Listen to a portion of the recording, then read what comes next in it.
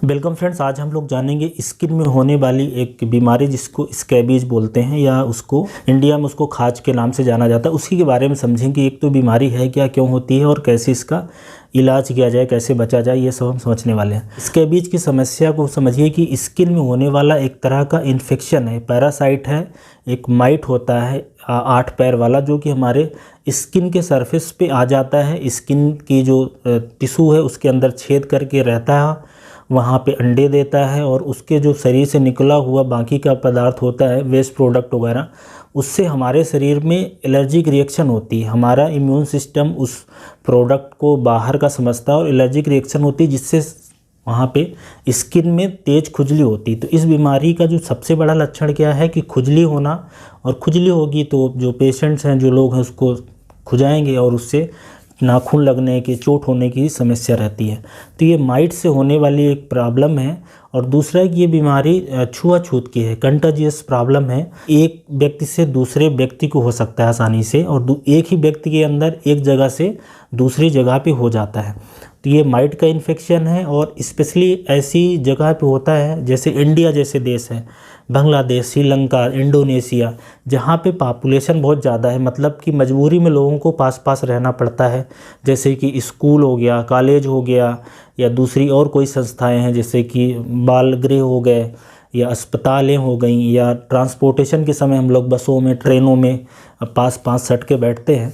उससे ये बीमारी होने की चांसेस इंडिया जैसी कंट्री में बहुत होती है। और अगर इसकी लोकेशन की बात करें कि कहाँ पे ज़्यादा होता है, मतलब अगर इसके लक्षण को समझें तो जैसा कि मैंने बताया कि खुजली होती है स्किन में, पर कहाँ होती है ज़्यादातर, जैसे ये उंगली है तो उंगलियों के बीच में, या नाखून के आसपास, या रिस्ट के एरिया में हो सकता है, कलाई में हो सकता है, कोहनी में हो सकता है, एक्जिला के जो फोल्ड्स होते हैं वहाँ पे, जांघों के बीच में हो सकता है, गर्दन पे हो सकता है। तो ये कुछ कॉमन लोकेशन है जहाँ पे ये इन्फेक्शन होने के चांसेस ज़्यादा रहते हैं। और यहाँ से इन्फेक्शन शरीर के दूसरे हिस्से में हो जाएगा। जैसे कि मुझे स्कैबीज हो गया, यहाँ पे हो गया, तो मैं बार बार खुजाऊँगा, फिर यहाँ से कभी अपना हाथ पे आसपास ले जाऊँगा, पीठ पे, सीने पे, पेट में, जहाँ जहाँ मेरा हाथ जाएगा वहाँ वहाँ ये इन्फेक्शन फैलेगा। और मेरा शरीर अगर किसी और के शरीर से टच करता है तो उसको हो जाएगा, या मेरा कपड़ा, मेरे अंडरगारमेंट्स या मेरे क्लॉथ्स, या जिस बिस्तर पे मैं सोता हूँ, राइट, बेड शीट वगैरह, तो कॉमन अगर इस तरह के जो कपड़े होते हैं शेयर करने से बीमारी फैलती है। इसलिए काफ़ी तेज़ी से फैलती है। जिस फैमिली में होती है अमूमन उस फैमिली के थोड़े दिन बाद ज़्यादातर सदस्य इन्फेक्ट हो जाते हैं। इसलिए तो बीमारी ये चलती आ रही है, क्योंकि ये बीमारी एक इंसान से दूसरे इंसान में ही जा रही है, कोई जानवर से नहीं आती या कोई और बाहर की चीज़ों से नहीं आती है, राइट। इसके अगर मैं लक्षण की बात करूं तो होता क्या है कि एक ऐसे चकत्ते टाइप का बन जाता है जिसमें छोटे छोटे से दाने रहते हैं। कई बार उसमें से पानी निकलता रहता है। चूँकि इंसान खुजाता है तो कई बार खरोंचे आ जाना या बैक्टीरिया का इन्फेक्शन होने से पस हो सकता है। तो चकत्ते रहते हैं जिसमें छोटे छोटे से दाने वगैरह रहते हैं। और एक इसी का सीवियर रूप होता है, ज़्यादा खतरनाक रूप होता है, जिसको हम लोग क्रस्टेड स्कैबीज बोलते हैं। वो ऐसे व्यक्ति में होता है जिनका शरीर कमज़ोर रहता है, प्रतिरक्षा तंत्र कमज़ोर रहता है, जैसे कि किसी को डायबिटीज़ की प्रॉब्लम हो, लीवर किडनी की प्रॉब्लम हो, बुढ़ापे में, या बुढ़ापे में जब इम्यून सिस्टम कम हो जाता है, या हॉस्पिटल में एडमिट हैं, काफ़ी दिन से बीमार चल रहे हैं, या HIV हो गया है, या इम्यूनो सप्रेशन दवाइयाँ हैं जो प्रतिरोधक क्षमता को कमज़ोर करती है, उस केसेस में ये काफ़ी लेयर में हो जाता है, क्रस्टेड हो जाता है। उसमें भी ये परत दर परत ये रहते तो ये पैरासाइट ही हैं। अब इसको पहचानने का तरीका ये है कि एक तो देख के पहचाना जा सकता है, डॉक्टर देख के पहचान सकते हैं। अगर खुजली हो रही है, तेज़ खुजली, तो 3 कारण इंडिया में हो सकते हैं। जो सबसे बड़ा कारण है वो तो फंगस का इन्फेक्शन है, रिंग वर्म, जिसमें एंटी फंगल दवाई चलेगी।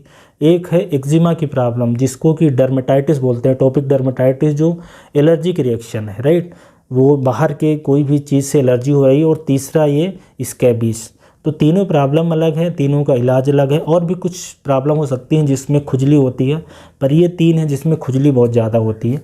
स्कैबीज में खुजली बहुत ज़्यादा होती है, ये समझने वाली बात है, देख के पता चल जाता है। पहचानने की बात करें, कुछ केसेस में अगर नहीं समझ में आता तो माइक्रोस्कोप में जो जहाँ पे अफेक्टेड एरिया है उससे थोड़ा सा स्किन लेके देख लिया जाता है, तो ये पैरासाइट माइक्रोस्कोप के अंदर आ जाएगा।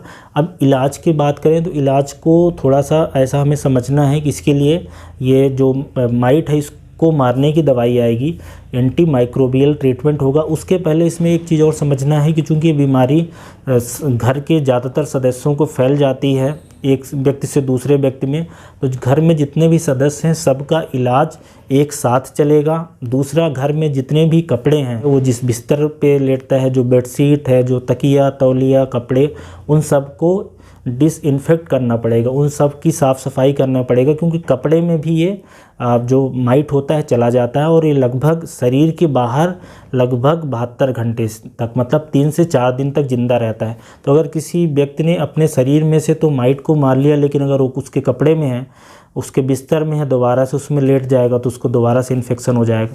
इसलिए घर के सारे सदस्यों का इलाज एक साथ होगा और इलाज के पहले सारे जितने भी बिस्तर उनको अच्छे से गर्म पानी में धो के साबुन में सुखाना पड़ेगा। जिनको सुखा नहीं सकते, धो नहीं सकते, उनको धूप में 3-4 दिन के लिए रखना है, ड्राई वॉश कराना है। ये भी नहीं कर सकते तो उसको बंद करके कम से कम हफ्ते 10 दिन के लिए आप रख देंगे तो ये इंसान के शरीर के बाहर ये जो माइट, जो सार्कोप्टेस स्कैबीज़ है, ये 3-4 दिन जिंदा रहता है, उसके बाद मर जाएगा। अब इलाज के लिए क्या करना है हमें, इसके लिए आती है क्रीम, एंटी माइट क्रीम आती है। एंटी माइक्रोबियल जो ट्रीटमेंट है वो 5% परमेथ्रिन आता है, जो कि क्रीम के फॉर्म में भी आता है, लोशन के फॉर्म में भी आता है। और इसको लगाने का तरीका यह है कि नहाने के बाद पूरे शरीर में इसको लगाना है 12 से 14 घंटे के लिए और फिर नहा लेना है। तो पूरे शरीर में लगाने के बाद और नहा लेना है। अमूमन जो चेहरा के एरिया जैसे कि आँख है, मुंह है, नाक है, इसको बचाना है। हालांकि ये जो स्कैबीज की प्रॉब्लम है चेहरे में और बालों में थोड़ा कम होती है, छोटे बच्चों में हो सकती है पर बड़ों में कम होती है, इसलिए चेहरे में हो सकता है लगाने की ज़रूरत ही ना पड़े।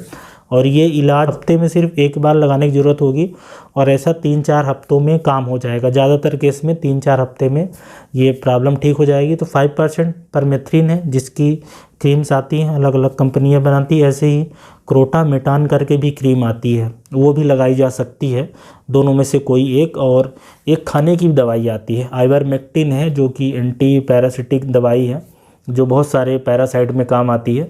उसको भी खाने की ज़रूरत यूजली नहीं पड़ती है। कुछ केसेस में अगर इससे कंट्रोल नहीं हो रहा है तो उसको खाया जा सकता है। ये सब दवाइयाँ डॉक्टर की सलाह से ही चलेंगी, आइवरमेक्टिन वगैरह। और इसके अलावा चूँकि खुजली बहुत ज़्यादा होती है तो खुजली की दवाई जैसे कि एंटी हिस्टामिनिक होती है, लिवोसिट्रिजिन वगैरह, वो मुंह से खाने की दवाई ले सकते हैं। और अगर खुजाने के कारण कई बार जब कहीं भी एरिया में हम खुजाते हैं तो वहाँ बैक्टीरिया का इन्फेक्शन हो जाता है, तो एंटी बैक्टीरियल जो क्रीम आती है हो सकता है वो भी लगाने की ज़रूरत पड़े, या हो सकता है मुंह से खाने की भी ज़रूरत पड़े। तो मोटे तौर पे एंटी माइट क्रीम है, एंटी पैरासिटिक क्रीम है, 5% परमेथ्रिन इसका ट्रीटमेंट है।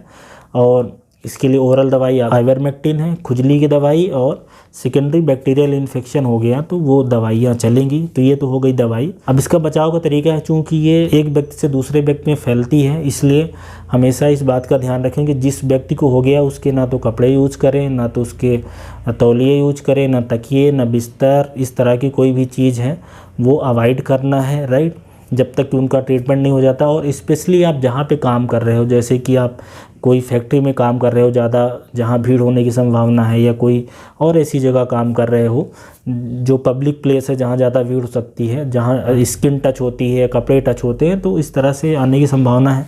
हालांकि अभी ये प्रॉब्लम जो हमारे शहर है वहाँ पे काफ़ी कम हो गई है, क्योंकि शहर में लोग थोड़ा साफ़ सफाई ज़्यादा हो पाती है, पानी की व्यवस्था हो पाती है, साबुन वगैरह लगाने से भी उसमें जो एंटी माइट प्रॉपर्टी होती है वो सब होती है। जैसे इसमें अगर मैं देसी उपचार की बात करूं तो जैसे नीम वगैरह बोलते हैं, इफ़ेक्टिव है, नीम वाले साबुन है, या हल्दी हो गया, एलोवेरा हो गया, लौंग का तेल हो गया। अब ये कितना इफ़ेक्टिव है इसका तो मैं एक्सपर्ट नहीं हूँ, पर इफ़ेक्टिव है। बहरहाल अगर किसी को स्कैबीज की प्रॉब्लम लगती है तो परमेथ्रिन वाला जो ट्रीटमेंट है वो सबसे बेस्ट है। बाकी ये भी ट्रीटमेंट नीम वगैरह वाला भी करे तो बेहतर होगा। तो आई होप आपको इसके बारे में बेसिक जो जानकारी है स्किन के स्कैबीज की, मतलब खाज की, उसके बारे में जानकारी मिली होगी। समझना सबको इसलिए ज़रूरी है क्योंकि ये फैलने वाली बीमारी है, तो एक व्यक्ति में होगी तो उसके पूरे परिवार को हो जाएगी या जिसके वो संपर्क में रहेगी। तो आई होप अगर किसी को है तो कैसे बचना है, क्या इलाज है, ये सब समझ में आया होगा। Thank you so much.